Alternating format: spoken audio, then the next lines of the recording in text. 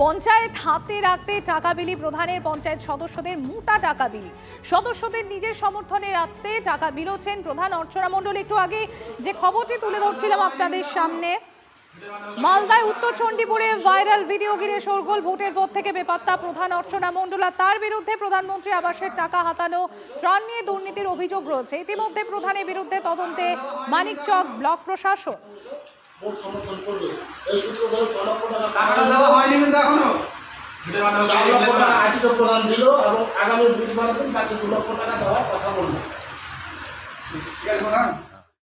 যাদেরকে টাকা দেওয়া আছে তারা ওদের দলেরই মেম্বার বা মেম্বারের হাজব্যান্ড, তারাই আছে।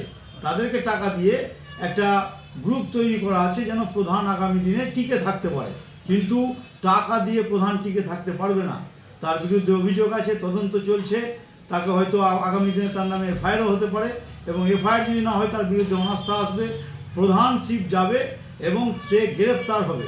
এইটা কিন্তু আগামী দিনে ভারতীয় জনতা পার্টির পক্ষ থেকে এইটার আন্দোলন করা হয়েছে।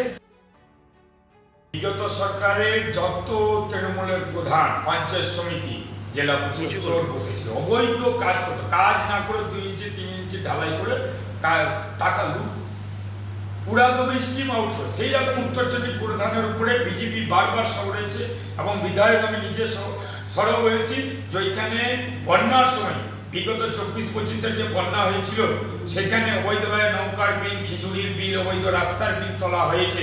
আর সেটার টাকাটা আজকে দেখা যাচ্ছে ভিডিওতে, উত্তর চণ্ডীপুরের প্রধান সে টাকা তার মেম্বারকে টাকা দিচ্ছে, অবৈধ টাকাগুলো সংরক্ষিত ছিল, জমা ছিল। যারা কামাই করেছে, জনগণকে ধোকা দিয়েছে, তারা কেউ রেহাই পাবে।